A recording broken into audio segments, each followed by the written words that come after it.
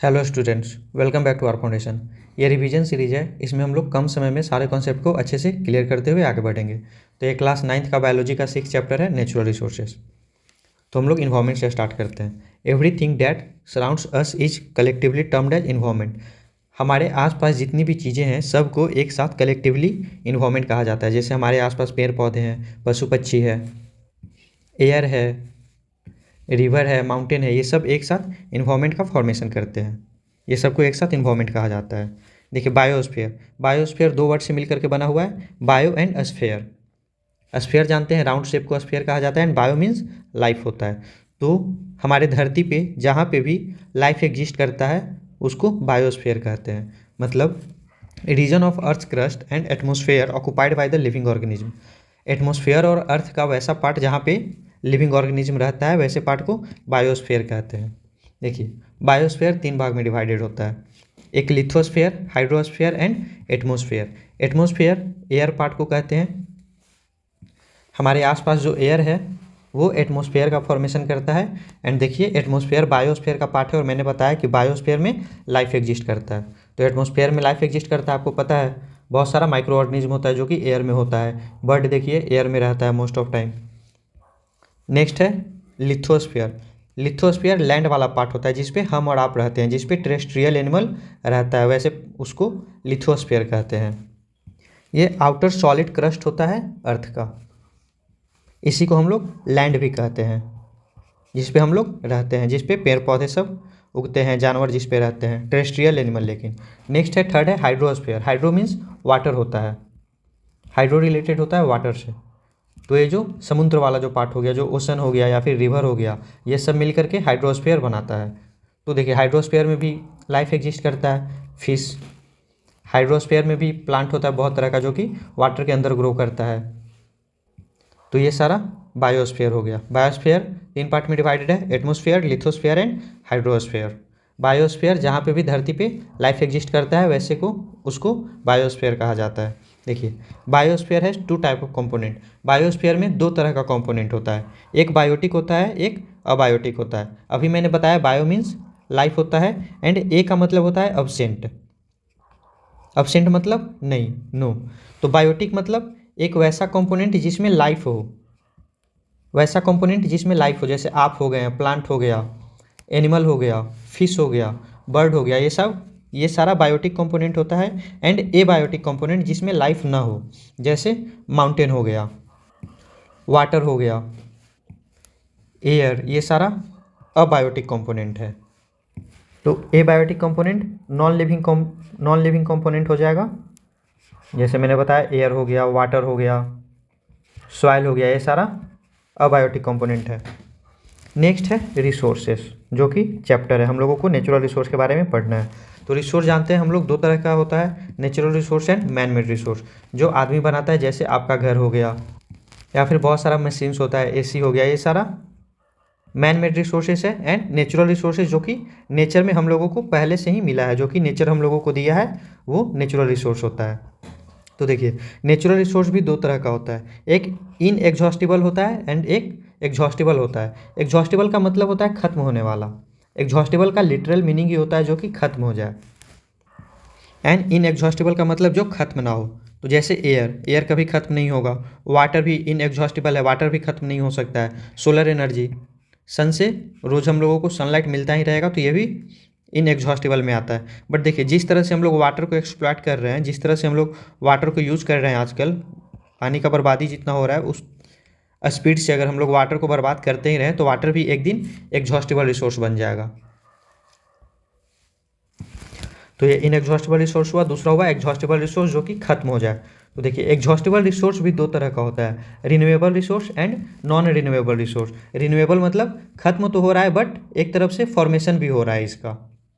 And non renewable मतलब कि अगर ये एक बार यूज हो गया तो दोबारा ये नहीं बन सकता है।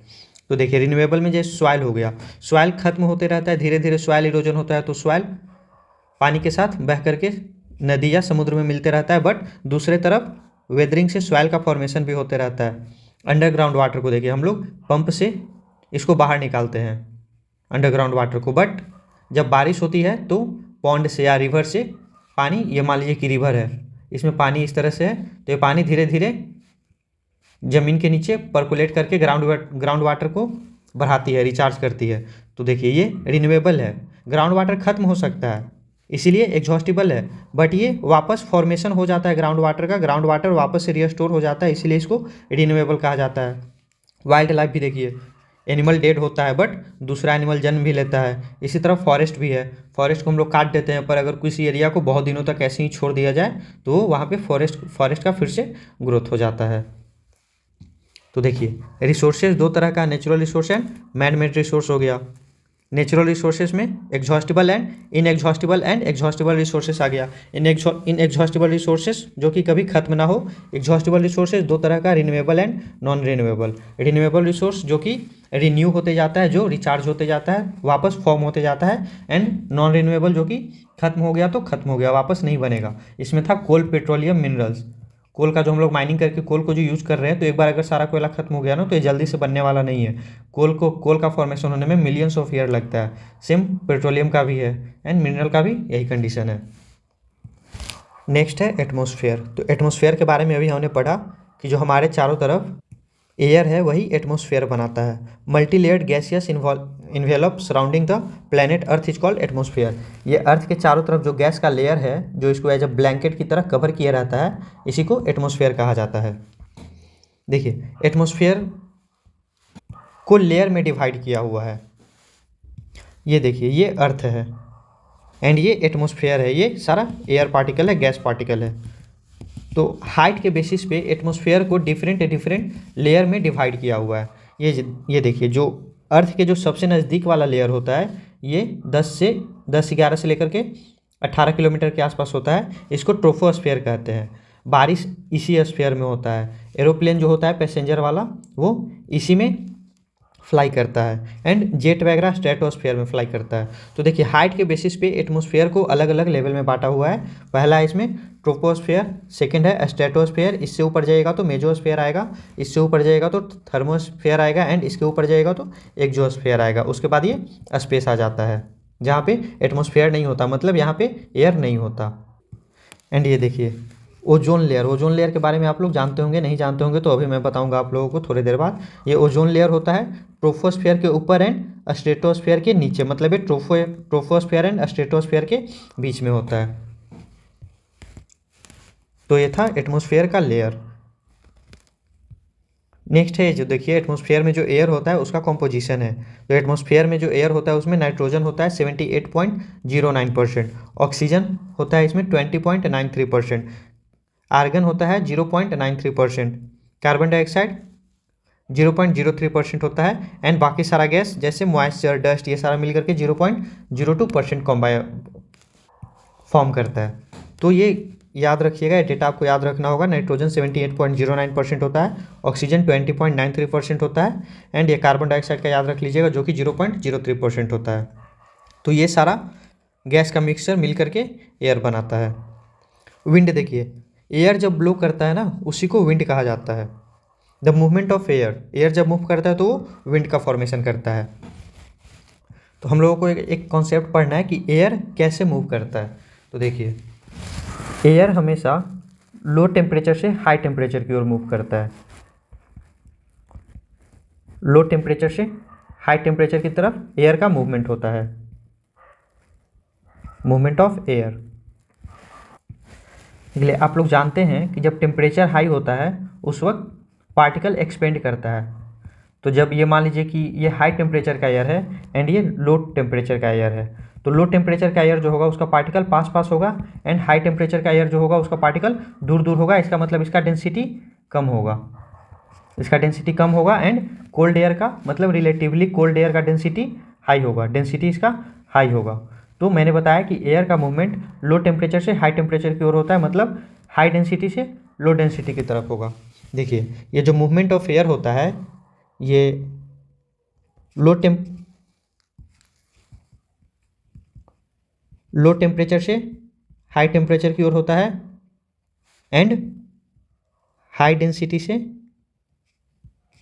लो डेंसिटी की ओर होता है। ये बात याद रखिएगा, एयर का मूवमेंट हमेशा लो टेम्परेचर से हाई टेम्परेचर की ओर होता है, एंड डेंसिटी के फॉर्म में देखिएगा तो हाई डेंसिटी से लो डेंसिटी के तरफ होता है।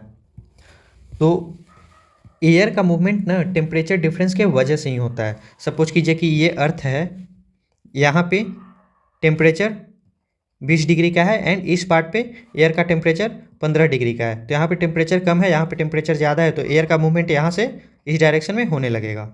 जहाँ भी टेम्परेचर का डिफरेंस होगा वहाँ पे एयर मूव करने लगेगा एंड विंड का फॉर्मेशन होगा। एंड एक और बात समझ लीजिए कि ये अगर अर्थ है, यहाँ पे टेम्परेचर हाई है एंड यहाँ पे टेम्परेचर लो है, तो एयर का मूवमेंट इस तरह से स्ट्रेट कभी नहीं होता। एयर का मूवमेंट इस तरह से स्पाइरल शेप में होता है। ये मान लीजिए कि इस एरिया में लो टेम्परेचर है एंड इस एरिया में हाई टेम्परेचर है, तो एयर हमेशा इस तरह से मूव करके और इसको चारों तरफ से कवर करता है। ये स्पाइरल शेप में होता है। यह स्पाइरल शेप में इसलिए होता है क्योंकि अर्थ हमारा कंटिन्यूसली रोटेट करते रहता है।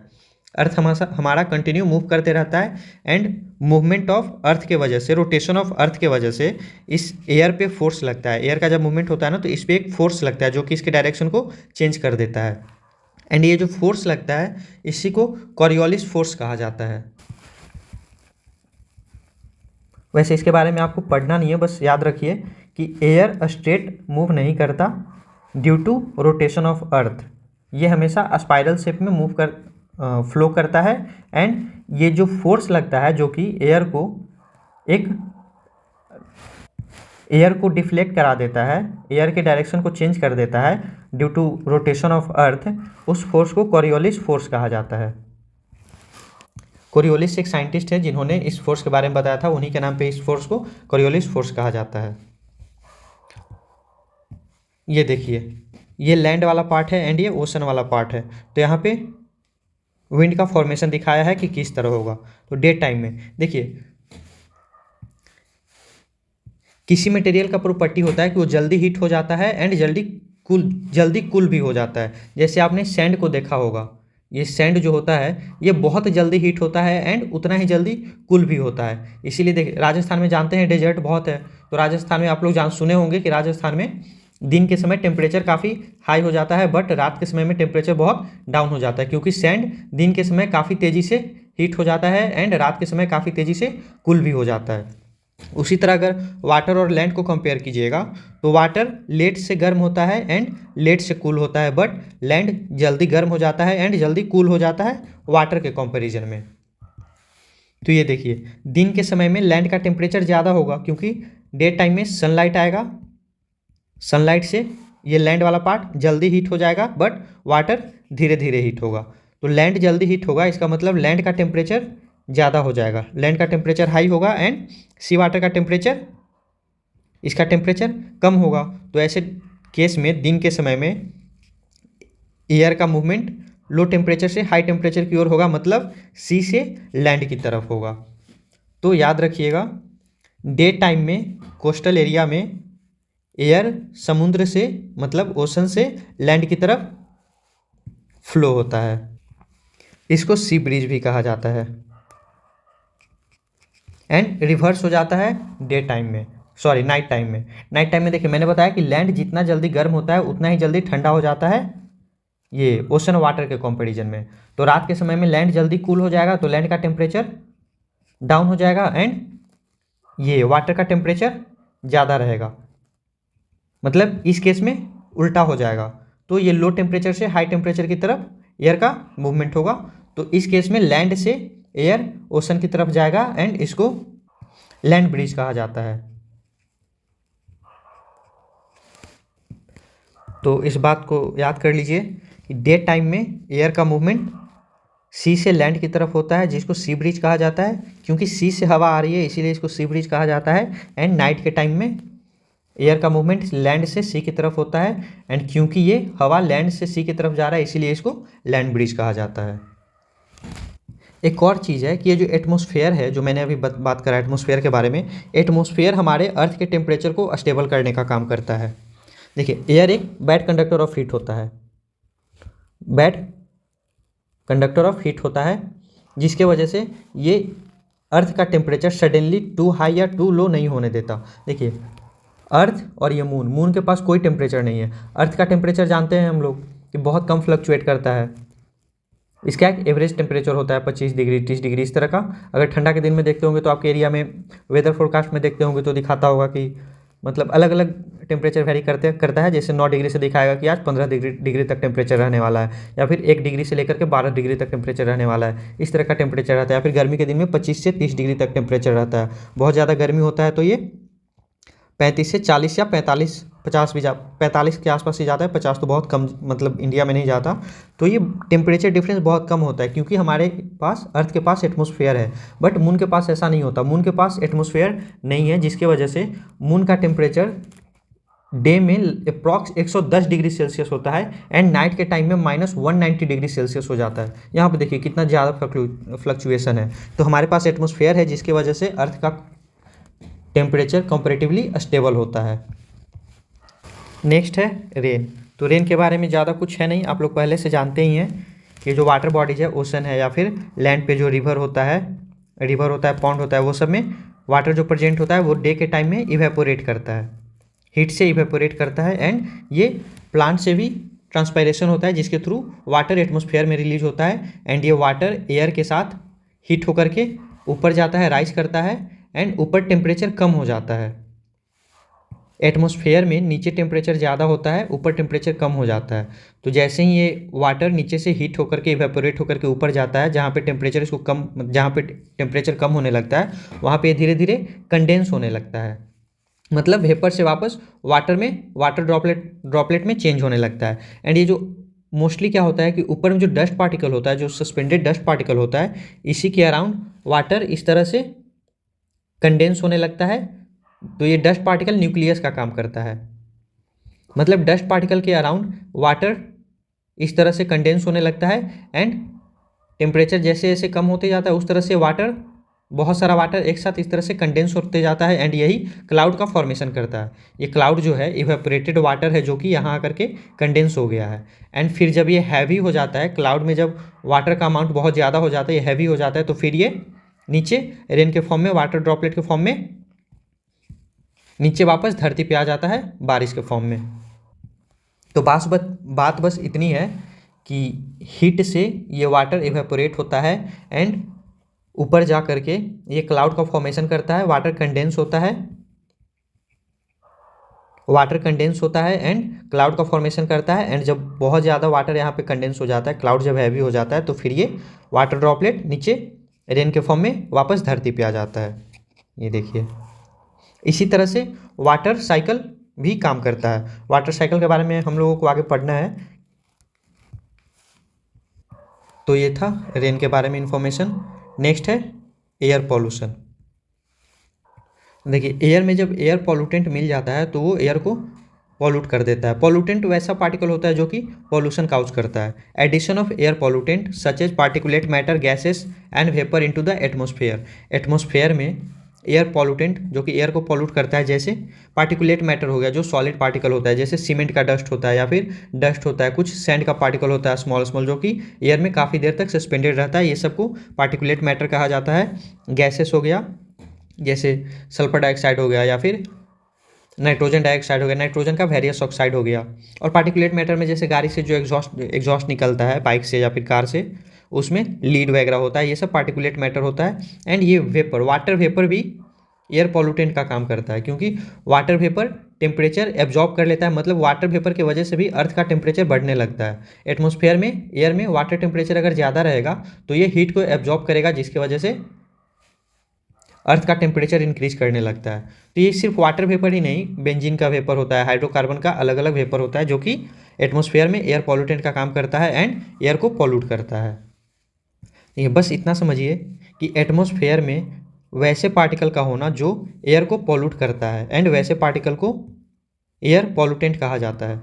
एयर पॉल्यूटेंट जो पार्टिकल एयर को पॉल्यूट करे, एंड एटमॉस्फेयर में जब एयर पॉल्यूटेंट होता है तो वो एयर पोल्यूशन काउज करता है। तो एयर पोल्यूशन दो तरह से होता है, एक नेचुरली होता है और दूसरा ह्यूमन के द्वारा होता है। तो नेचुरली होता है फॉरेस्ट फायर से, जंगलों में जब आग लग जाती है तो उसमें बहुत सारा कार्बन डाइऑक्साइड, कार्बन मोनोऑक्साइड और भी अदर गैस का फॉर्मेशन होता है एंड पार्टिकुलेट मैटर भी निकलता है, वहाँ पे फ्लाई ऐश निकलता है।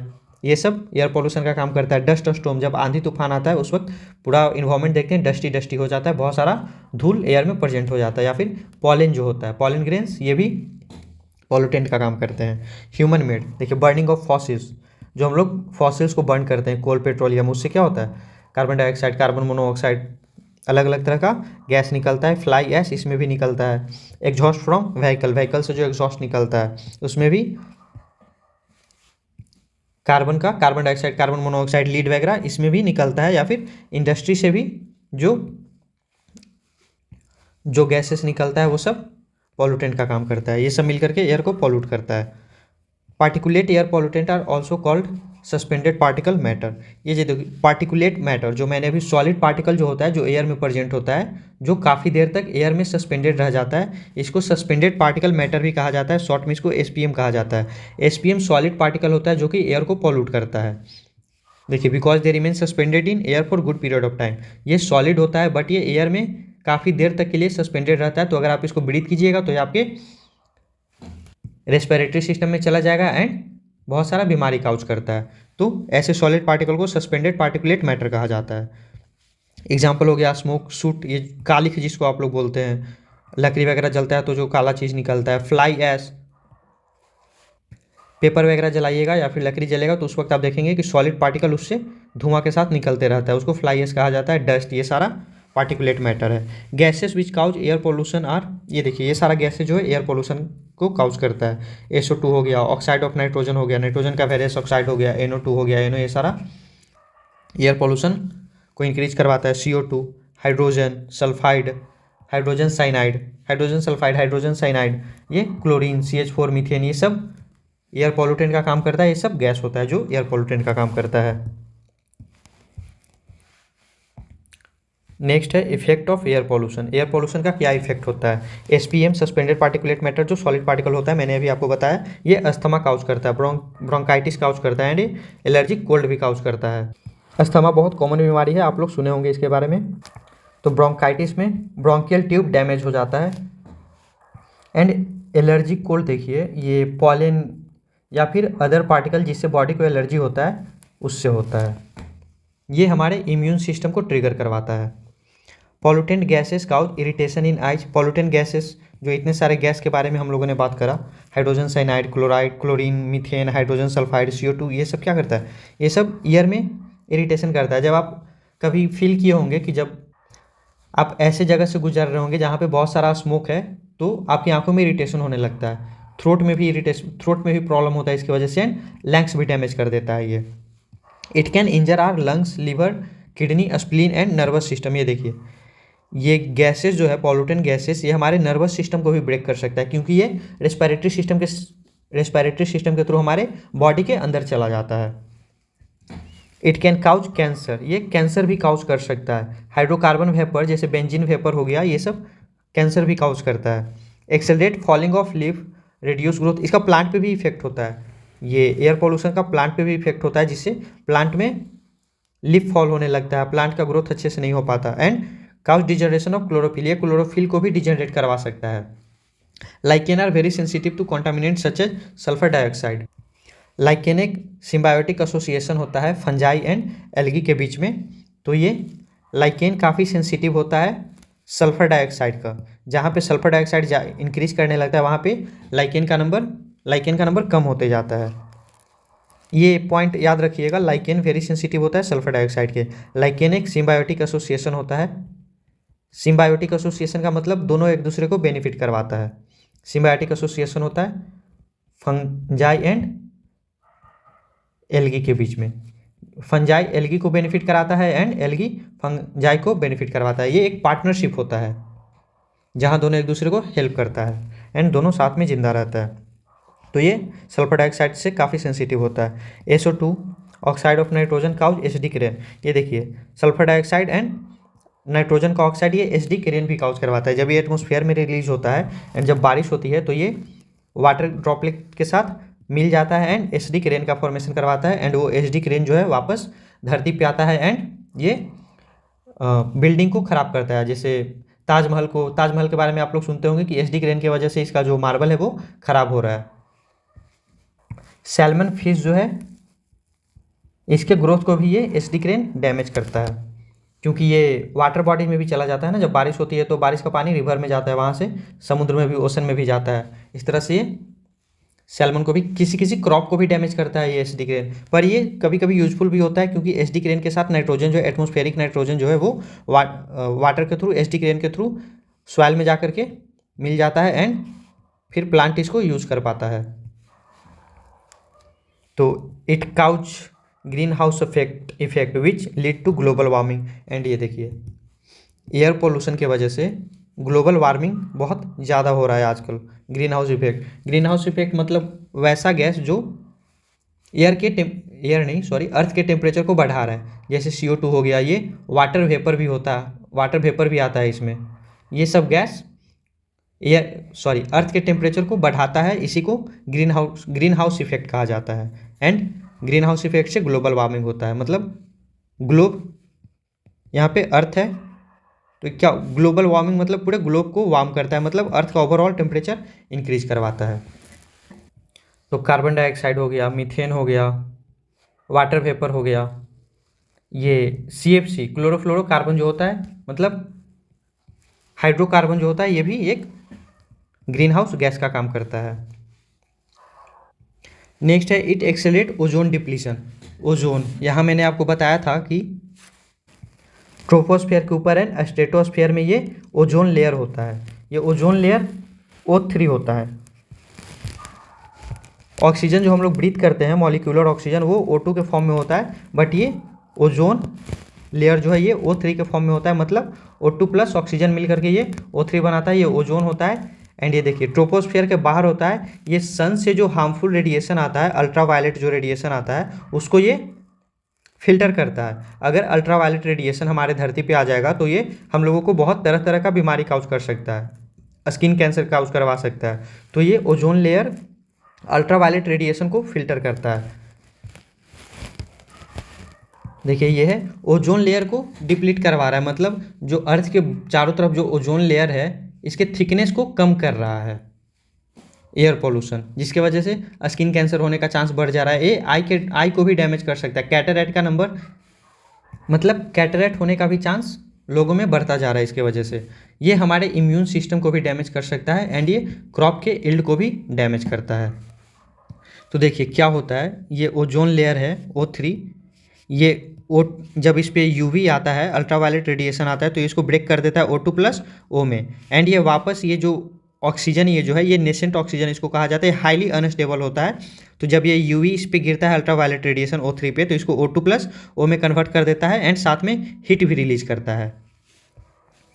तो फिर ये क्या होता है कि ये हाईली अनस्टेबल होता है, जिसकी वजह से वापस ये ऑक्सीजन मॉलिक्यूल के साथ रिएक्ट करके वापस O3 बना देता है एंड फिर ये वापस UV के वजह से O2 एंड O में कन्वर्ट हो जाता है। इस तरह से UV को फिल्टर करते रहता है। UV रे यहाँ पे हीट के फॉर्म में निकल जाता है और ये UV रे धरती तक नहीं पहुँच पाता। तो ये जो एयर पॉल्यूटेंट जो होते हैं, जो हार्मफुल गैसेस होते हैं, ये वापस O2 एंड O को रिएक्ट करके O3 नहीं बनाने देता है, जिसके वजह से ओजोन लेयर का थिकनेस धीरे धीरे कम होता जा रहा है।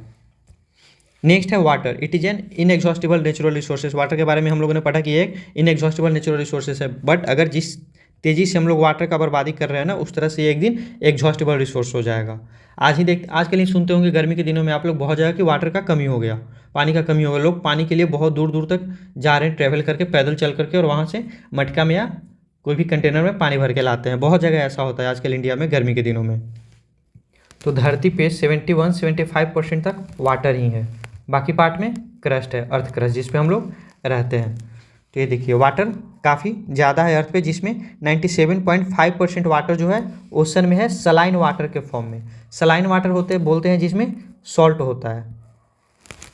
दो तरह का वाटर होता है, saline water and fresh water. तो देखिए वाटर धरती पे ओशन में है, कुछ आइस कैप्स के फॉर्म में है, ये पोल्स पे होता है, नॉर्थ पोल, साउथ पोल पे आप लोग सुनते हैं, वहाँ पे बहुत ज़्यादा बर्फ़ होता है। तो 1.9% वाटर आइस कैप्स के फॉर्म में होता है, 0.6% ये जो है लाइफ को सपोर्ट करता है, जो कि रिवर में होता है, ग्राउंड वाटर में होता है। तो देखिए ये जो आइस कैप्स और ये जो ग्राउंड वाटर होता है, ये सब फ्रेश वाटर कहलाता है। रिवर में भी जो वाटर होता है इसको भी फ्रेश वाटर कहा जाता है, बट ओशन में जो वाटर होता है इसको सलाइन वाटर कहते हैं, क्योंकि इसमें साल्ट का नंबर बहुत ज़्यादा होता है। डेड सी जो है इसमें इतना ज़्यादा सॉल्ट है कि आदमी इसमें डूब ही नहीं सकता, इसका डेंसिटी बहुत ज़्यादा हो जाता है। जैसे सलाइन वाटर में सॉल्ट घुला हुआ है, फ्रेश वाटर में अगर सॉल्ट नहीं घुला हुआ है तो इसका डेंसिटी ज़्यादा हो जाएगा। एंड डेड सी का डेंसिटी इतना ज़्यादा हो जाता है कि ह्यूमन उसमें तैरने लगता है, फ्लोट करने लगता है। तो ये दो तरह का वाटर हो गया, saline water and fresh water.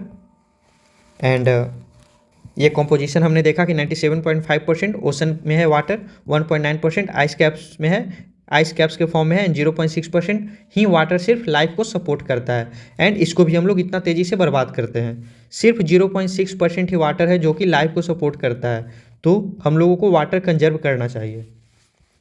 Rain water harvesting, देखिए एक वाटर कंजर्वेशन मेथड है जिसमें हम लोग रेन वाटर को हार्वेस्ट करते हैं। Process to capture, store and reutilise rain water, बारिश से जो वाटर आती है, रेन वाटर जो होती है, उसको कैप्चर करना, स्टोर करना है, एंड उसको वापस से रीयूटिलाइज करना।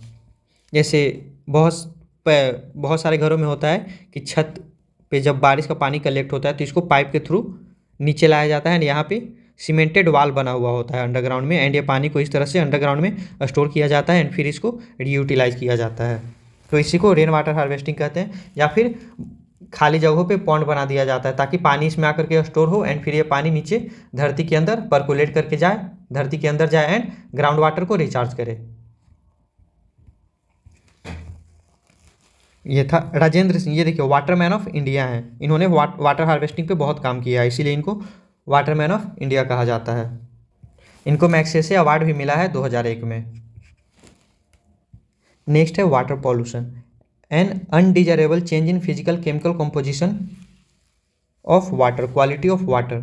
वाटर का फिजिकल प्रॉपर्टी या केमिकल प्रॉपर्टी जो चेंज हो जाता है, जो कि अनडिजायरेबल होता है, जो कि हम लोगों के लिए हार्मफुल होता है, वो वाटर पॉल्यूशन कहलाता है। वाटर पॉल्यूशन देखिए, वाटर कहाँ पे पाया जा रहा है उसके बेसिस पे तीन तरह का होता है। सरफेस वाटर पॉल्यूशन, ये जो रिवर में होता है, पॉन्ड में होता है, वो वाटर अगर पॉल्यूट हुआ तो वो सरफेस वाटर पॉल्यूशन में आ जाएगा।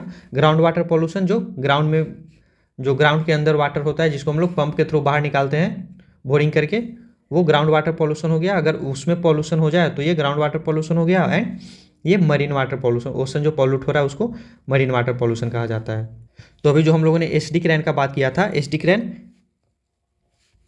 ये पॉन्ड एंड रिवर में जाकर के मिल जाता है तो वो सरफेस वाटर पॉल्यूशन काउज करवाता है। ग्राउंड वाटर पॉल्यूशन देखिए, बहुत जगह जो कचरा जो जमा किया जाता है, डंपिंग यार्ड जो होता है, शहर के बाहर डंपिंग, जैसे ये मान लीजिए कि शहर है तो इसके बाहर में डंपिंग यार्ड होता है जहाँ पे पूरे शहर का कचरा ला करके फेंका जाता है। तो जब बारिश होती है तो यहाँ पे पानी आती है, तो इसमें जो केमिकल्स होता है, हार्मफुल केमिकल्स, वो पानी में मिल जाता है एंड धीरे धीरे वो भी परकुलेट करके ग्राउंड वाटर में चला जाता है एंड ग्राउंड वाटर को जा करके पॉल्यूट करता है। तो इस तरह से ग्राउंड वाटर पॉल्यूशन होता है। And marine water pollution, river से फाइनली सारा चीज़ जो भी गंदगी होता है सारा जा करके फाइनली ओशन में ही मिलता है। ये देखिए, रिवर पॉल्यूशन को इंडस्ट्री भी काउज करवाता है। इंडस्ट्री से जो भी वेस्ट मटेरियल निकलता है सबको ये वाटर में ही डंप कर दिया जाता है, रिवर में डंप कर दिया जाता है। तो ये सब फाइनली जाता है मरीन में, ओशन में जाता है, वहाँ पे जा करके मरीन वाटर को भी पॉल्यूट करता है। टाइप ऑफ वाटर पॉल्यूटेंट, ये देखिए पॉल्यूटेंट मैंने बताया था जो पॉल्यूशन काउज करता है, तो यह वाटर पॉल्यूटेंट मतलब जो वाटर में पॉल्यूशन करता है। वाटर पॉल्यूटिंग सब्सटेंस और एजेंट, वैसा एजेंट जो वाटर पॉल्यूशन करवाता है उसको वाटर पॉल्यूटेंट कहा जाता है। तो कितने तरह का वाटर पॉल्यूटेंट होता है? फर्स्ट है physical water pollutant, this include heat and oil spill. ये देखिए हीट, बहुत सारा इंडस्ट्री होता है जहाँ पे प्रोडक्ट को कूल करने के लिए वाटर का यूज किया जाता है, एंड वो जो वाटर वहाँ से जो निकलता है उसका टेम्परेचर हाई होता है और वो हाई टेम्परेचर जा करके सीधा रिवर में डंप कर दिया जाता है। हाई टेम्परेचर वाटर को रिवर में जा करके गिरा दिया जाता है, उससे वाटर का टेम्परेचर इंक्रीज कर जाता है एंड इसको थर्मल पॉल्यूशन कहा जाता है। तो रिवर में जो ऑर्गेनिज्म होते हैं वो सब एक पार्टिकुलर टेम्परेचर पे एडेप्टेड होते हैं, बट अचानक से जब टेम्परेचर चेंज हो जाता है रिवर का तो वहाँ पे जो एक्वाटिक ऑर्गेनिज्म जो होते हैं वो टेम्परेचर को बर्दाश्त नहीं कर पाते और डेड हो जाते हैं। ऑयल स्पिल देखिए, जो कार्गो होता है जो पेट्रोलियम कैरी करता है, एक देश से दूसरे देश जो पेट्रोलियम ट्रांसपोर्ट होता है सी रूट के थ्रू, तो उस कार्गो में, उस शिप में अगर कभी कुछ प्रॉब्लम आ जाता है, अगर एक्सीडेंट हो जाता है तो उसमें जो ऑयल जो होता है वो स्पिल कर जाता है समुद्र पे, मतलब वाटर में वो ऑयल स्पिल कर जाता है एंड इस तरह से वाटर के ऊपर एक लेयर बना लेता है। ये इस तरह से वाटर के ऊपर लेयर बना लेता है। हम लोगों को पता है कि ऑयल का डेंसिटी वाटर के डेंसिटी से कम होता है, तो ये ऑयल जो है ये समुद्र के पानी के ऊपर इस तरह से स्पिल कर जाता है। एंड एक्वाटिक एनिमल को इससे प्रॉब्लम होता है, वो डेड कर जाता है, मर जाता है इसके वजह से। इस एरिया में ऑक्सीजन का कमी हो जाता है, मतलब ऑयल जब स्पिल कर जाता है इस तरह से काफ़ी एरिया में ये ऑयल स्पिल कर जाता है, जिससे यहाँ पे जो इसके नीचे जो एनिमल होता है, एक्वाटिक एनिमल होता है, उसको ऑक्सीजन सफिशिएंट नहीं मिल पाता। यहाँ पे जो फाइटोप्लैंक्टन होते हैं, जो प्लांट होते हैं छोटे छोटे, वो सब तक भी ऑक्सीजन अच्छे से नहीं पहुँच पाता। एंड ये जो पेट्रोलियम एक केमिकल भी तो होता है, जिसकी वजह से भी ये यहाँ पे जो एक्वाटिक लाइफ होता है उसके लिए हार्मफुल होता है। तो ये फिजिकल वाटर पॉल्यूटेंट हो गया। High temperature of water reduce it's dissolve oxygen content. देखिए, टेम्परेचर अगर वाटर का हाई होता है तो उसमें जो ऑक्सीजन डिजॉल्व होता है उसका भी लेवल कम हो जाता है, जिसकी वजह से भी एनिमल वैसे कंडीशन में रह नहीं पाता है। Chemical water pollutant, these include organic waste, detergent, fertiliser, pesticide, inorganic chemicals, radioactive waste. Chemical pollutant में आता है ऑर्गेनिक वेस्ट, जो हमारे घरों से निकलता है, कचरा किचन से निकलता है, फिर बाथरूम से जो निकलता है। डिटर्जेंट, जो हम लोग कपड़ों की सफाई करते हैं डिटर्जेंट से, सर्फ से, वो भी केमिकल वाटर पॉल्यूटेंट में आता है, ये भी वाटर में पॉल्यूशन करता है। फर्टिलाइज़र, खेतों में जो फर्टिलाइज़र हम लोग आजकल इतना ज़्यादा यूज़ कर रहे हैं, वो भी रेन वाटर के साथ खेतों से आकर के रिवर में मिल जाता है, एंड फिर उसके थ्रू ये वाटर बॉडी में चला जाता है। पेस्टिसाइड, खेत में जो पेस्टिसाइड हम लोग यूज़ करते हैं, इनऑर्गेनिक केमिकल, और फिर रेडियो एक्टिव वेस्ट, ये सारा केमिकल पॉल्यूटेंट का काम करता है। देखिए, calcium and magnesium are common inorganic water pollutant. Calcium and magnesium जो है कॉमन इनऑर्गेनिक वाटर पॉल्यूटेंट है, ये बहुत ज़्यादा होता है। Biological water pollutant, these include pathogen such as virus, bacteria, protozoa, fungi, helminths, nematode. Biological water pollutant मतलब living organism जो कि वाटर पॉल्यूटेंट का काम करता है, जैसे बैक्टीरिया हो गया, वायरस हो गया, प्रोटोजोआ। इसलिए हम लोगों को क्लीन ड्रिंकिंग वाटर पीने के लिए कहा जाता है, मतलब साफ पानी पीना चाहिए, ताकि उससे हम लोगों को बीमारी ना हो। अगर कॉन्टामिनेटेड वाटर पिएंगे जिसमें बैक्टीरिया होगा या वायरस होगा, तो इससे हम लोगों को बीमारी हो सकता है। तो ये सारा बायोलॉजिकल वाटर पॉल्यूटेंट में आता है। देखिए, वाटर पॉल्यूटेंट 3 तरह का होता है। हम लोगों ने बात करा फिजिकल वाटर पॉल्यूटेंट, जिसमें ये heat, thermal pollution and oil spill चलाता है। केमिकल वाटर पॉल्यूटेंट, जिसमें फर्टिलाइजर हो गया, सोप हो गया, डिटर्जेंट जो हम लोग यूज़ करते हैं, ऑर्गेनिक वेस्ट जो हमारे घरों से निकलता है, इनऑर्गेनिक केमिकल और रेडियो एक्टिव वेस्ट, ये सब केमिकल वाटर पॉल्यूटेंट है। एंड बायोलॉजिकल वाटर पॉल्यूटेंट में माइक्रो ऑर्गेनिज्म हो गया, पैथोजन हो गया, जो कि बीमारी काउज करता है। नेक्स्ट है सोर्स ऑफ वाटर पॉल्यूशन। तो इसके बारे में हम लोगों ने बात करा है, ये सीवेज जो घरों से निकलता है, किचन से, बाथरूम से जो निकलता है। इंडस्ट्रियल वेस्ट के बारे में भी हम लोगों ने बात करा कि कूल करने के लिए, इंडस्ट्रियल प्रोडक्ट को कूल करने के लिए वाटर का यूज़ किया जाता है, या फिर और भी इंडस्ट्री से जो भी कचरा निकलता है वो सबको रिवर में ही डंप कर दिया जाता है। मोस्टली आप लोग देखे होंगे कि जो भी इंडस्ट्री होता है वो रिवर के साइड में ही होता है, रिवर के किनारे ही होता है, ताकि वेस्ट को इजीली रिवर में डंप किया जा सके। सिंथेटिक सोप एंड डिटर्जेंट, जो सोप हम लोग यूज़ करते हैं, सर्फ जो हम लोग यूज़ करते हैं, अभी हम लोगों ने बात करा। Fertiliser and pesticide, petroleum oil, ये सारा सोर्स है वाटर पॉल्यूशन का। Harmful effect of water pollution, water pollution का हार्मफुल इफेक्ट क्या होता है? तो ये ह्यूमन में डिजीज काउज करवाता है। Cholera, diarrhoea, dysentery, hepatitis A, typhoid, polio, ये सारा कॉन्टामिनेटेड ड्रिंकिंग वाटर के वजह से हो सकता है ह्यूमन को। Disturbance in ecological balance, ecology में भी इससे डिस्टर्बेंस आ सकता है, इकोलॉजिकल बैलेंस में। जैसे मान लीजिए कि रिवर में आपने ये सीवेज के थ्रू बहुत सारा ऑर्गेनिक वेस्ट डाल दिया, तो ऑर्गेनिक वेस्ट अगर बहुत ज़्यादा हो जाएगा तो इसमें ये जो ऑर्गेनिक वेस्ट पे जो बैक्टीरिया फीड करता है, जो फंजाई जो ऑर्गेनिक वेस्ट के थ्रू ग्रो करता है, उसका नंबर बढ़ जाएगा। फंजाई का नंबर जब बढ़ जाता है, एल्गी का नंबर बढ़ जाता है, तो उसको एल्गल ब्लूम भी कहा जाता है। एल्गल ब्लूम आप लोग सुनोगे, जब ये ऑर्गेनिक वेस्ट ज़्यादा होने की वजह से एल्गी, फंजाई, ये सब का ग्रोथ बहुत तेज़ी से होने लगता है। एंड ये सारा ऑक्सीजन के सप्लाई को कम कर देता है, क्योंकि ये एल्गी एंड फंजाई खुद बहुत सारा ऑक्सीजन को कंज्यूम करने लगता है, जिसकी वजह से ऑक्सीजन लेवल वाटर बॉडी में कम हो जाता है, एंड जिसकी वजह से फिश वगैरह सर्वाइव नहीं कर पाता। तो इस तरह से ये इकोलॉजिकल बैलेंस को भी डिस्टर्ब कर देता है। Removable of desirable substance from water bodies. देखिए, जो ये बेसिकली यही पॉइंट है कि जब ऑर्गेनिक वेस्ट ज़्यादा हो जाएगा अगर वाटर बॉडीज में, तो बैक्टीरिया के ग्रोथ को इंक्रीज करवा देगा, जिससे ऑक्सीजन का कमी हो जाएगा, क्योंकि ये बैक्टीरिया जो है ऑर्गेनिक सब्सटेंस को डिकम्पोज करवाएगा, एरोबिक रेस्पिरेशन होगा वहाँ पे जिससे ऑक्सीजन का कंजम्पशन होगा, तो ऑक्सीजन का लेवल कम हो जाएगा वाटर में, एंड उस तरह से फिश वगैरह डेड होने लगेगा। तो जो चीज़ होनी चाहिए उसमें, जैसे बैक्टीरिया नहीं होनी चाहिए, बट बैक्टीरिया का ग्रोथ बहुत ज़्यादा होने लगता है, होनी चाहिए बैक्टीरिया का अमाउंट कुछ होना चाहिए ताकि ये बायोडिग्रेडेबल सब्सटेंस को डिकम्पोज कर सके, ऑर्गेनिक सब्सटेंस को डिकम्पोज कर सके, बट फिश होनी भी उतनी ही ज़रूरी है। इसीलिए कहा जा रहा है कि ये डिजायरेबल सब्सटेंस को रिमूव करा देता है, फिश के नंबर को रिड्यूस करवा देगा काफ़ी। ये देखिए biological oxygen demand, amount of dissolve oxygen needed by bacteria in decomposing the organic waste present in water. देखिए वाटर बॉडी में जो ऑर्गेनिक वेस्ट प्रेजेंट है उसको डिजॉल्व करने के लिए बैक्टीरिया को जो भी ऑक्सीजन चाहिए, जिस अमाउंट में ऑक्सीजन चाहिए उसी को बायोलॉजिकल ऑक्सीजन डिमांड कहा जाता है। मतलब वाटर बॉडी में जो ऑर्गेनिक वेस्ट है उसको डिकम्पोज करने के लिए बैक्टीरिया को जो ऑक्सीजन चाहिए उसको बीओडी कहा जाता है, बायोलॉजिकल ऑक्सीजन डिमांड कहा जाता है। Eutrophication, reduction in amount of dissolve oxygen in water. अभी मैंने जो बात करा कि ऑर्गेनिक वेस्ट अगर ज़्यादा हो जाएगा तो उससे एल्गी एंड फंजाई का ग्रोथ बहुत तेज़ी से होने लगता है और बैक्टीरिया का भी ग्रोथ काफ़ी तेज़ी से होने लगता है जो ऑक्सीजन के अमाउंट को कम कर देता है। तो इसी को reduction in amount of dissolve oxygen, इसी को यूट्रॉफिकेशन कहा जाता है। Biomagnification, the phenomena of increase in concentration of harmful non biodegradable chemical substances in the body of living organism at each trophic level of food chain. देखिए biomagnification का मतलब होता है हार्मफुल सब्सटेंस का एक्यूमुलेट होते जाना। जैसे मान लीजिए कि रिवर में कोई हार्मफुल केमिकल गया जिसको प्लांट यूज़ किया, जो कि प्लांट में एब्जॉर्ब हो गया, एंड इस प्लांट को फिश ने खाया। देखिए ये एक प्लांट है, ये दूसरा प्लांट है, ये तीसरा प्लांट है, तो सब में क्या हो रहा है, एब्जॉर्ब हो रहा है हार्मफुल केमिकल। एंड एक फिश जो है, फिश एक प्लांट तो नहीं खाती है, तो इसमें मान लीजिए कि एक यूनिट गया कोई भी केमिकल, हार्मफुल केमिकल, इसमें भी एक यूनिट था एंड इसमें भी एक यूनिट था, तो जब फिश आकर के इसको खाएगी तो फिश के अंदर 3 यूनिट हो जाएगा। अगर ये 10 प्लांट खा लिया तो 10 यूनिट हो जाएगा इसके अंदर।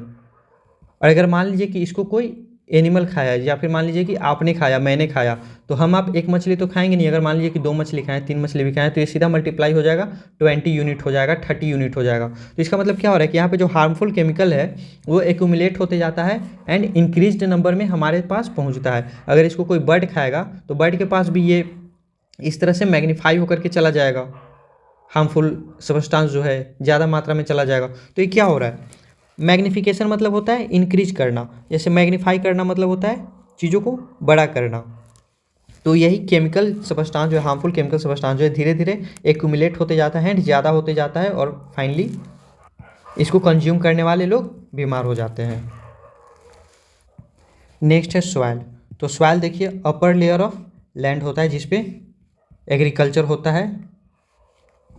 It is the portion of earth surface that consist disintegrated rock and decaying organic matter. तो लैंड क्रस्ट का जो अपर पार्ट होता है जिसपे एग्रीकल्चर होता है, यही सॉइल होता है। इसमें डिसइंटीग्रेटेड रॉक होता है। सॉइल का फॉर्मेशन आप लोग जानते होंगे कि रॉक से होता है, वेदरिंग ऑफ रॉक से होता है। रॉक का पार्टिकल टूट करके स्मॉल पार्टिकल में ब्रेक होता है एंड वही सॉइल का फॉर्मेशन करता है। तो सॉइल में डिसइंटीग्रेटेड रॉक होता है एंड ऑर्गेनिक मटेरियल भी होता है। तो organic material and disintegrated rock ये मिलकर के सॉइल का फॉर्मेशन करता है। Top soil is very fertile. तो जो टॉप सॉइल होता है, ये अर्थ क्रस्ट के ऊपर ये जो टॉप सॉइल होता है ये बहुत फर्टाइल होता है एंड एग्रीकल्चर इसी में होता है, लाइफ को यही सपोर्ट करता है। A source of nutrients and water to the plant. इसी टॉप सॉइल से ही प्लांट का जो रूट होता है जनरली इसी टॉप सॉइल में ही होता है, जहाँ से ये वाटर को एब्जॉर्ब करता है एंड न्यूट्रिएंट्स भी यहाँ से इसको मिलता है। नेक्स्ट सॉइल का फॉर्मेशन किस तरह होता है। तो soil is form from the rock. लोग जानते हैं कि सॉइल का फॉर्मेशन रॉक से होता है। रॉक ब्रेक होता है स्मॉल पार्टिकल में एंड वही सॉइल का फॉर्मेशन करता है। इस प्रोसेस को वेदरिंग कहा जाता है। Break down of bigger rock into a smaller mineral particle is called weathering. तो वेदरिंग मतलब हो गया रॉक का टूटना स्मॉल पार्टिकल में। तो ये 3 तरह से होता है, एक फिजिकली होता है, दूसरा केमिकल वेदरिंग होता है एंड थर्ड बायोलॉजिकल वेदरिंग होता है। देखिए फिजिकल वेदरिंग एयर के वजह से होता है, वाटर के वजह से होता है। एयर देखिए फ्रिक्शन काउज करता है जिसकी वजह से रॉक का जो ऊपर लेयर है वो धीरे धीरे ब्रेक डाउन होते रहता है एंड वाटर भी, जब ये मान लीजिए कि रॉक है तो यहाँ पे जब वाटर इस तरह से फ्लो करता है रेन वाटर, तो ये भी अपने साथ ये रॉक के अपर लेयर को इरोड करते जाता है एंड इस तरह से सॉइल का फॉर्मेशन होता है। और देखिए ये मान लीजिए कि ये कोई रॉक है, इसमें यहाँ पे थोड़ा सा क्रैक आया हुआ है, तो यहाँ पे आकर के पानी जमा हो जाता है। फिर जब टेम्परेचर कम होता है तो ये पानी बर्फ़ में चेंज हो जाता है। एंड आप लोगों को पता है कि बर्फ़ का डेंसिटी हाई होता है, ये डेंसिटी कम होता है, मतलब ये एरिया ज़्यादा लेता है। तो ये रॉक का पार्ट है, यहाँ पे क्रैक आया हुआ है, तो यहाँ पे वाटर आता है, ये पहले पानी बनता है, फिर ये बर्फ़ बनता है, फिर जब टेम्परेचर हाई होता है तो ये पानी बन जाता है। तो क्या होता है यहाँ पे, ये रॉक को एक्सपेंड एंड कॉन्ट्रैक्ट करवाते रहता है, इसके वजह से भी यहाँ पे जो रॉक है वो ब्रेक कर जाता है। घर में देखे होंगे कि जब बॉटल को पानी से पूरा फुल करके कैप को टाइट बंद करके जब आप फ्रीजर में रखते हैं तो ये बॉटल फट जाता है, वही सेम केस यहाँ पे भी होता है। ये रॉक है, यहाँ पे पानी जमता है तो टेम्परेचर डेंसिटी उसका कम हो जाता है एंड एरिया उसका वॉल्यूम बढ़ जाता है, जिसके वजह से यहाँ पे दोनों तरफ से प्रेशर एग्जर्ट करने लगता है एंड ये यहाँ पे रॉक टूट जाता है। नेक्स्ट है केमिकल वेदरिंग। ये सब के बारे में आपको ज़्यादा डिटेल से आपको पढ़ना नहीं है, आपको सिर्फ इतना ही पढ़ना था कि रॉक में अगर कहीं क्रैक रहता है तो वहाँ पे वाटर आकर के एक्यूमुलेट होता है, जो कि फ्रीज होता है एंड वो फिर आइस बनता है एंड फिर वो वापस वाटर बनता है, जिसकी वजह से यहाँ पे कॉन्टिन्यूअस एक्सपेंशन होते रहता है एंड ये रिलैक्सेशन होता है, जिसकी वजह से रॉक फाइनली ब्रेक कर जाता है। केमिकल वेदरिंग में आप लोग जानते हैं रॉक में बहुत सारा केमिकल्स होता है, तो वहाँ पे बहुत सारा केमिकल रिएक्शन होता है, जिसकी वजह से भी वेदरिंग होता है। बायोलॉजिकल वेदरिंग, यहाँ पे बायोलॉजिकल लिविंग जो होता है, लिविंग ऑर्गेनिज्म वो वेदरिंग करवाता है।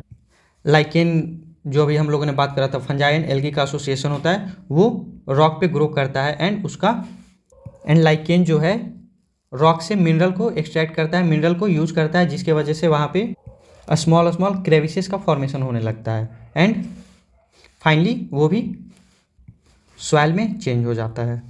तो बस इतना समझिए कि सॉइल का फॉर्मेशन वेदरिंग से होता है एंड ये वेदरिंग फिजिकली होता है, केमिकली होता है एंड बायोलॉजिकली होता है।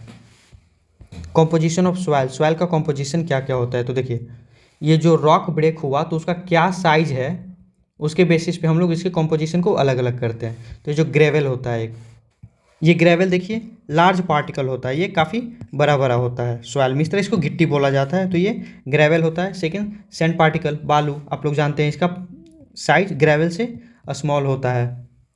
नेक्स्ट है सिल्ट, इसका साइज सैंड से भी कम होता है, इसका साइज लगभग 0.005 टू 0.05 mm तक होता है एंड ये क्ले फाइनली ये स्मॉलेस्ट पार्टिकल होता है सॉइल का, इसका साइज 0.005 से भी कम होता है। तो ये 4 तरह का पार्टिकल होता है जो मिल करके सॉइल बनाता है। ज़रूरी नहीं है कि एक सॉइल में चारों तरफ का पार्टिकल हो ही, जैसे सैंड आप लोग देखे ही होंगे जिसमें सारा पार्टिकल एक जैसा ही होता है।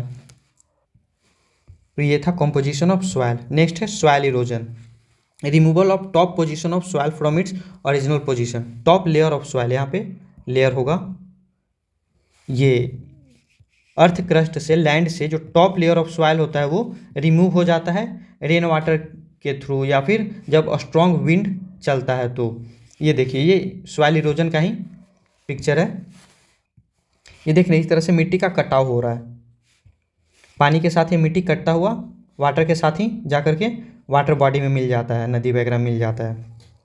तो ये वाटर के थ्रू भी होता है, ये रनिंग वाटर के थ्रू भी होता है, या फिर स्ट्रॉन्ग विंड जब चलता है तो भी इस सॉइल को यहाँ से उड़ा ले जाता है, तो इसी को सॉइल इरोजन कहा जाता है। ये देखिए स्ट्रॉन्ग विंड की वजह से हो सकता है, या फिर फास्ट रनिंग वाटर की वजह से, या फिर फ्लड की वजह से। अगर किसी एरिया में फ्रीक्वेंट फ्लड आते रहता है तो वहाँ पर भी सॉइल जो है इरोड होते रहता है।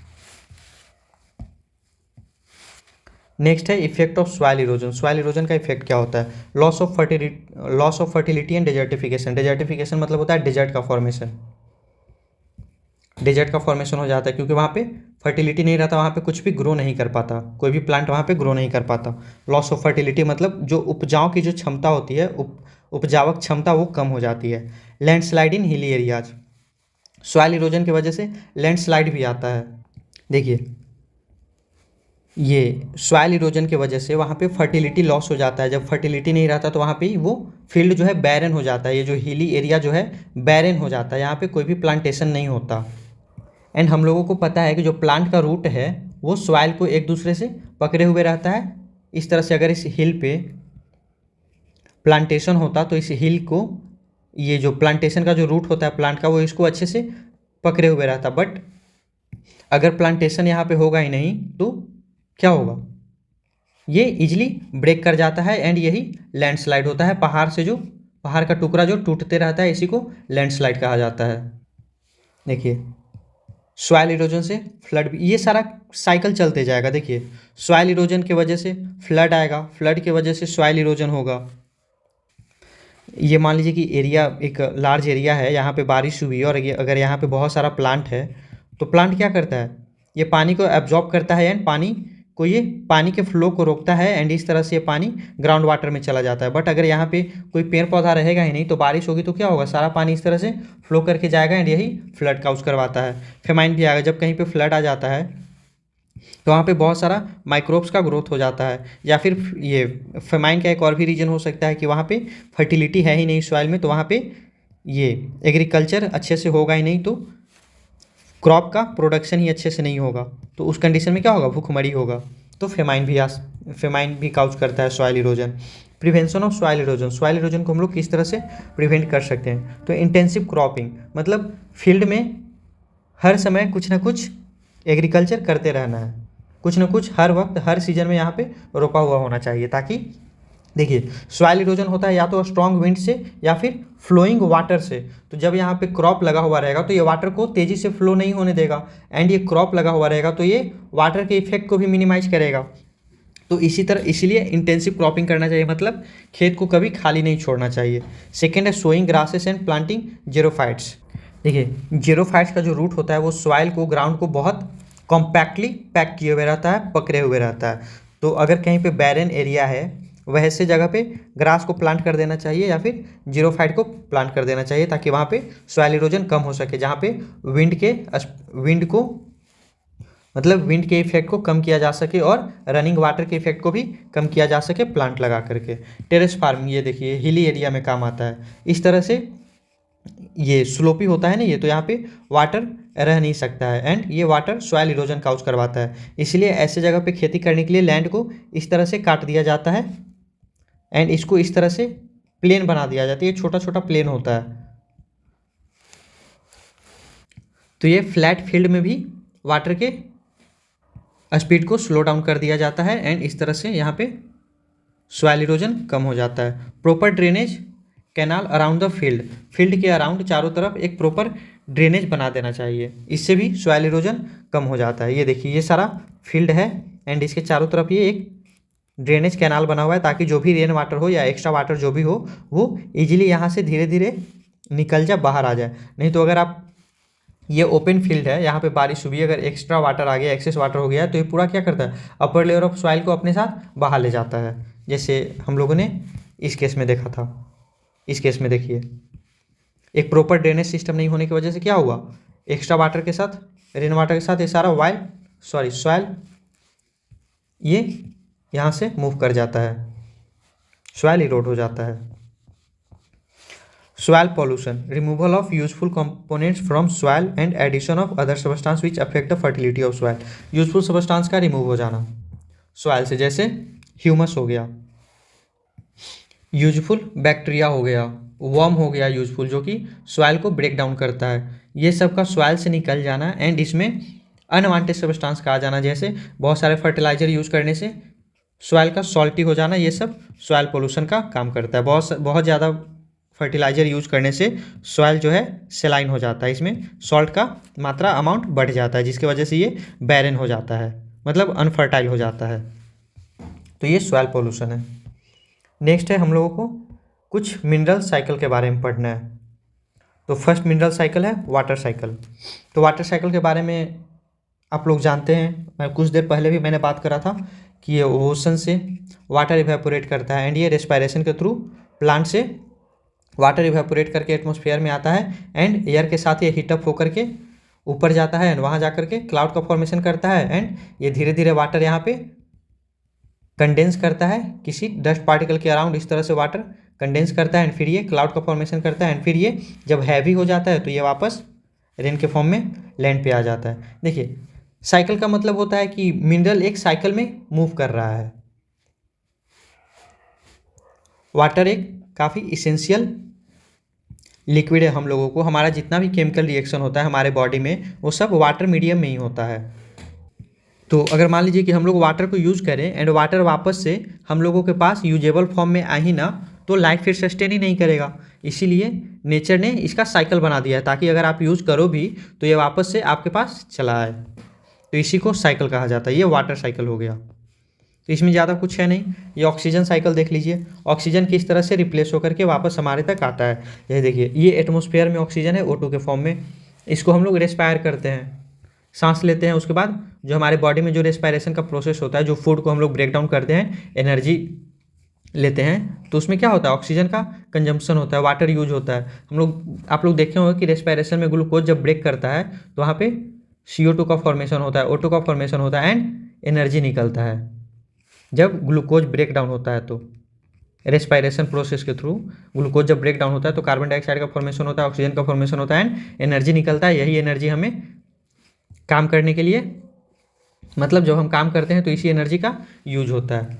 एंड यहाँ पे H2O का भी फॉर्मेशन होता है, वाटर का भी फॉर्मेशन होता है। तो ये देखिए, रेस्पायरेशन से जो वाटर निकला इसमें भी ऑक्सीजन है एंड ये जो कार्बन डाइऑक्साइड निकला इसमें भी ऑक्सीजन है। तो इस कार्बन डाइऑक्साइड को वापस प्लांट यूज करता है एंड फोटोसिंथेसिस करवाता है। फोटोसिंथेसिस में वाटर का भी यूज होता है एंड कार्बन डाइऑक्साइड का भी यूज होता है। तो ये ऑक्सीजन वापस फोटोसिंथेसिस में जाता है एंड फोटोसिंथेसिस से क्या होता है, ऑर्गेनिक सब्सटेंस का फॉर्मेशन होता है, ग्लूकोज का फॉर्मेशन होता है। फिर ये ग्लूकोज को हम आप लेते हैं, कंज्यूम करते हैं, फिर से ये रेस्पायरेशन प्रोसेस में जाता है एंड फिर वापस से CO2 एंड H2O का फॉर्मेशन होता है एंड फोटोसिंथेसिस से।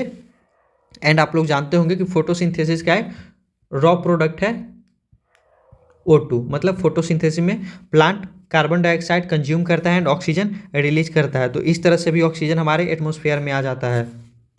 तो देखिए, ऑक्सीजन सिर्फ फोटोसिंथेसिस के थ्रू ही एटमॉस्फेयर में आता है, बट ऑक्सीजन का यूज होता है, एक तो रेस्पायरेशन से होता है, दूसरा बर्निंग में भी होता है। आपको पता है कि बर्निंग में भी ऑक्सीजन का ही यूज होता है, या फिर ये मिनरल के ऑक्साइड के फॉर्मेशन में यूज होता है। जैसे SO2 का फॉर्मेशन हो जाता है, NO2 का फॉर्मेशन हो जाता है, फिर ये डिफरेंट डिकम्पोजिशन प्रोसेस के थ्रू जाता है एंड फिर ये ऑक्सीजन जो है एटमॉस्फेयर में रिलीज हो जाता है। तो देखिए, ये आपका ऑक्सीजन साइकिल हो गया, जिसमें एटमॉस्फेरिक ऑक्सीजन को रेस्पायरेशन के थ्रू हम लोग यूज करते हैं, फिर इसको CO2 एंड H2O में कन्वर्ट करते हैं। हमारे बॉडी में रेस्पायरेशन प्रोसेस के दौरान ये ऑक्सीजन CO2 एंड H2O में कन्वर्ट हो जाता है। फिर ये प्लांट इसको यूज करता है फोटोसिंथेसिस में एंड वापस ये ऑर्गेनिक सब्सटेंस का फॉर्मेशन करता है एंड कुछ ऑक्सीजन को ये तुरंत एटमॉस्फेयर में रिलीज कर देता है। फिर ये ऑर्गेनिक मैटर रेस्पायरेशन प्रोसेस के थ्रू जाता है एंड फिर से वापस CO2 एंड H2O में कन्वर्ट होता है। तो इस तरह से ऑक्सीजन साइकिल चलते रहता है। नेक्स्ट है नाइट्रोजन साइकिल। नाइट्रोजन एक बहुत इंपॉर्टेंट एलिमेंट है हम लोगों के लिए। हमारे बॉडी में जो भी प्रोटीन होता है उसमें एक नाइट्रोजन एक कंपोनेंट उसका होता ही है। तो प्रोटीन का एक इम्पॉर्टेंट कंपोनेंट है नाइट्रोजन। हमारा जो DNA होता है वो भी प्रोटीन से मिलकर के बना होता है। आपका हेयर वो भी प्रोटीन ही है एक। एंड ये प्रोटीन हमारे लिए ही नहीं, सिर्फ अदर एनिमल एंड प्लांट के लिए भी उतना ही ज़रूरी होता है। तो इसका भी रिसाइकलिंग होना बहुत ज़रूरी है, नहीं तो सारा नाइट्रोजन हम लोग अगर कंज्यूम कर जाएंगे तो फिर अगर नाइट्रोजन सारा खत्म हो जाएगा तो फिर उसके बाद लाइफ कंटिन्यू ही नहीं करेगा। तो ये वाटर, इसका साइकिल भी समझना जरूरी है। ये थोड़ा अच्छे से समझिएगा नाइट्रोजन साइकिल। देखिए, एटमॉस्फेयर में नाइट्रोजन N2 के फॉर्म में होता है, जिसको हम लोग यूज नहीं कर सकते, ना ही प्लांट इसको यूज कर सकता है। तो प्लांट नाइट्रोजन को NO3 माइनस आयन के फॉर्म में यूज करता है, इसको नाइट्रेट आयन कहा जाता है। तो एटमॉस्फेरिक इनटू नाइट्रोजन जो है, जब तक NO3 माइनस आयन के फॉर्म में कन्वर्ट नहीं होगा, जब तक प्लांट या एनिमल इसको यूज नहीं कर सकता। तो देखिए, ये जो N2 है एटमॉस्फेयर का, ये किस किस प्रोसेस से नाइट्राइट में कन्वर्ट होता है। ये देखिए N2 है, अभी नाइट्रोजन गैस है। ये लाइटनिंग के थ्रू, लाइटनिंग में जब हाई टेम्परेचर रिलीज होता है जिससे ये रिएक्शन करता है एंड ये कन्वर्ट हो जाता है अमोनियम आयन में, NH4 में कन्वर्ट हो जाता है, NH4 प्लस में एंड NH3 में ये अमोनिया में कन्वर्ट हो जाता है। लाइटनिंग के through atmospheric nitrogen ammonium ion या अमोनिया में कन्वर्ट हो जाता है। या फिर ये जो कुछ लेग्यूमिनस प्लांट होता है, दलहन पौधा, जो दाल का जो प्लांट होता है, जैसे चना हो गया ये सब के रूट में रूट नोड्यूल होता है जिसमें बैक्टीरिया पाया जाता है, राइजोबियम बैक्टीरिया पाया जाता है, जो कि नाइट्रोजन को N2 को अमोनियम या अमोनिया में कन्वर्ट करता है।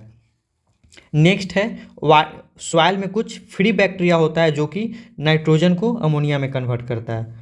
तो देखिए अच्छे से देखिए, एटमॉस्फेयर में जो नाइट्रोजन होता है N2 जो होता है, ये किस तरह से अमोनिया में कन्वर्ट होता है। 3 प्रोसेस मैंने बताया, एक तो लाइटनिंग के थ्रू, दूसरा लेग्यूमिनस प्लांट के रूट नोड्यूल में जो बैक्टीरिया होता है, राइजोबियम बैक्टीरिया होता है, वो कन्वर्ट करता है N2 को अमोनियम आयन में, या फिर सॉइल में जो फ्री बैक्टीरिया होता है वो नाइट्रोजन को अमोनियम में कन्वर्ट करता है। अब देखिए ये जो प्रोसेस हुआ अमोनिया में जो कन्वर्ट हुआ नाइट्रोजन, इसी को अमोनिफिकेशन कहा जाता है।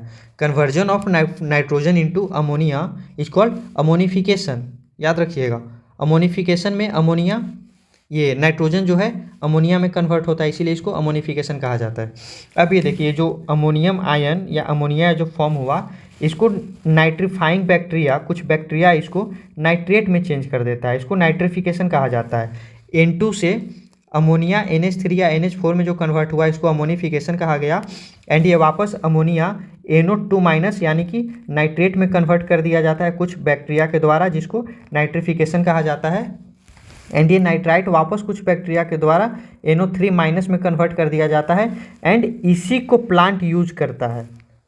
एक बार अच्छे से देखिए, एटमॉस्फेयर में जो नाइट्रोजन है ये लाइटनिंग के थ्रू या फिर राइजोबियम बैक्टीरिया के थ्रू या फिर फ्री लिविंग बैक्टीरिया के थ्रू कन्वर्ट हो जाता है अमोनिया में, अमोनियम आयन में, इसको अमोनिफिकेशन कहा जाता है। एंड ये वापस अमोनिया NO3 में कन्वर्ट हो जाता है, इसको नाइट्रिफिकेशन कहा जाता है।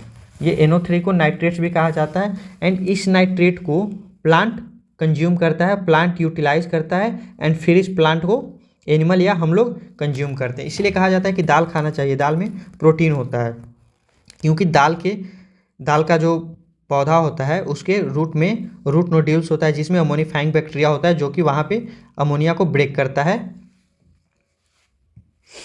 तो ये हुआ, और यहाँ से ये जो एनिमल जो इसको कंज्यूम किया, तो एनिमल क्या करेगा, यूरिनेट करेगा, जिसके थ्रू यूरिया बाहर आता है, या जब फिर ये एनिमल डेड कर जाएगा या फिर ये जो प्लांट जब डेड हो जाएगा तो ये इस पे वापस बैक्टीरिया एक्ट करता है। एंड फिर से इसके बॉडी में जो नाइट्रोजन होता है उसको ये वापस अमोनिया में कन्वर्ट कर देता है। तो ये भी अमोनिफिकेशन हुआ। ये देखिए नाइट्रेट जो प्लांट बॉडी में गया और जो प्लांट बॉडी के थ्रू एनिमल बॉडी में गया, तो एनिमल जब डेड हो जाएगा या यूरिनेट करेगा, एंड प्लांट जब डेड हो जाएगा तो इसके बॉडी में जो नाइट्रोजन होगा उसको वापस नाइट्रीफाइंग बैक्टीरिया अमोनिफाइंग बैक्टीरिया जो है वो वापस इसको अमोनिया में कन्वर्ट कर देगा। एंड फिर ये अमोनिया वापस नाइट्रीफाई होगा एंड ये नाइट्रेट में कन्वर्ट होगा। एंड ये नाइट्रेट को वापस से प्लांट यूज करेगा। एंड कुछ नाइट्रेट जो है वो वापस से N2 में कन्वर्ट हो जाता है, ये डीनाइट्रिफिकेशन इसको कहते हैं। तो यहाँ पे कुछ बैक्टीरिया होता है जो कि NO3 को, नाइट्रेट्स को वापस नाइट्रोजन, एटमॉस्फेरिक नाइट्रोजन में N2 के फॉर्म में कन्वर्ट कर देता है, इसको डीनाइट्रिफिकेशन कहते हैं। अमोनिया से नाइट्रेट्स का फॉर्मेशन नाइट्रिफिकेशन हो गया, एंड नाइट्रेट्स से वापस एटमॉस्फेरिक नाइट्रोजन में कन्वर्ट होना नाइट्रोजन का डीनाइट्रिफिकेशन हो गया। एंड एटमॉस्फेरिक नाइट्रोजन से अमोनिया में कन्वर्जन हो गया अमोनिफिकेशन। तो ये था नाइट्रोजन साइकिल। लास्ट एक और बचा हुआ है कार्बन साइकिल। तो इसमें भी ज़्यादा कुछ नहीं है। ये देखिए एटमॉस्फेयर में जो CO2 है, कार्बन डाइऑक्साइड है, उसको प्लांट ऑर्गेनिक कंपाउंड में कन्वर्ट करता है फोटोसिंथेसिस के थ्रू। एंड इस प्लांट को ह्यूमन कंज्यूम करता है, ह्यूमन खाता है, एनिमल खाता है। तो इसके अंदर जो ऑर्गेनिक कंपाउंड हुआ वो एनिमल के अंदर चला आएगा। एंड फिर जब ये ऑर्गेनिज्म जब डेड करेगा या फिर रेस्पायरेशन होगा इसका, जब रेस्पायरेशन के थ्रू हम लोग जानते हैं कि CO2 रिलीज होता है, तो रेस्पायरेशन के थ्रू ये CO2 इन्वायरमेंट में आ जाएगा। या फिर जब ये डेड कर जाएगा, जब ये प्लांट मर जाएगा या फिर एनिमल मर जाएगा, तो उसका बॉडी डिकम्पोज होगा। फिर उससे डिकम्पोजिशन के बाद कार्बन वापस से एटमॉस्फेयर में चला आता है। एंड देखिए जिस प्लांट को हम लोग कंज्यूम नहीं करते, एनिमल कंज्यूम नहीं करेगा, वो कुछ प्लांट क्या होता है, कोल में कन्वर्ट हो जाता है। जो हज़ारों सालों पहले जो हुआ था, प्लांट जो भी ज़मीन के अंदर चला गया था वो कोल का फॉर्मेशन किया था और पेट्रोलियम का फॉर्मेशन किया था। तो कोल देखिए प्लांट से फॉर्म होता है सिर्फ, एंड पेट्रोलियम जो है एनिमल के भी मतलब पेट्रोलियम का फॉर्मेशन एनिमल एंड प्लांट दोनों से होता है, बट कोल का फॉर्मेशन सिर्फ प्लांट से होता है। एंड कुछ कार्बन जो है सेल में कन्वर्ट हो जाता है, जो कि डिकम्पोज नहीं होता।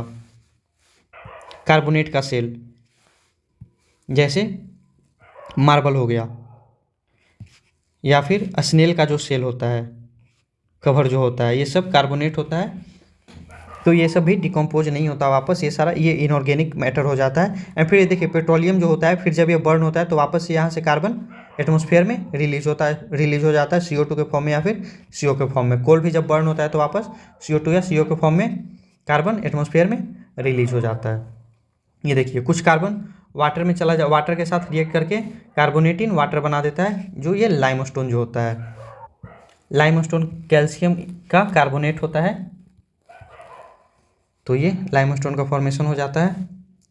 तो ओवरऑल ये है कि CO2 को प्लांट फिक्स करता है ऑर्गेनिक कंपाउंड में, ग्लूकोज बनाता है या और भी ऑर्गेनिक कंपाउंड बनाता है, जिसको एनिमल कंज्यूम करता है, एनिमल उस पर फीड करता है, एंड फिर एनिमल रेस्पायर करता है, जिसके थ्रू CO2 इन्वायरमेंट में चला आता है। या फिर एनिमल जब डेड होता है तो उसका बॉडी डिकम्पोज करता है, तो फिर वो कार्बन एटमॉस्फेयर में चला जाता है। एंड ये प्लांट को अगर इधर एनिमल नहीं कंज्यूम किया तो ये कोल में कन्वर्ट हो जाता है, फिर पेट्रोलियम में कन्वर्ट हो जाता है। एंड फिर जब ये बर्न होता है तो वापस से कार्बन एटमॉस्फेयर में चला आता है। तो ये आपका चैप्टर कंप्लीट हो गया। अगर कोई डाउट है तो कमेंट में पूछिए, एंड वीडियो को अच्छे से देखिए। मैंने थोड़ा फास्ट पढ़ाया है इसमें, क्योंकि ये रिवीजन सीरीज़ है। मैं इस चैप्टर को पढ़ाने से पहले ये एज्यूम कर लिया हूँ कि आप लोग स्कूल में इस चैप्टर को अच्छे से पढ़ लिए हैं। तो अगर कहीं पे थोड़ा बहुत प्रॉब्लम है तो इस वीडियो से आपका वो क्लियर हो जाएगा। एंड ये वीडियो देखने के बाद बुक जरूर पढ़िए, बुक पढ़िएगा तो आपका कॉन्सेप्ट जो भी थोड़ा बहुत नहीं क्लियर हुआ है वो अच्छे से क्लियर हो जाएगा। इस चैप्टर का PDF डिस्क्रिप्शन में दिया गया टेलीग्राम चैनल पे मिल जाएगा। आप लोग वीडियो को लाइक कीजिए, शेयर कीजिए एंड चैनल को सब्सक्राइब कीजिए। Thank you.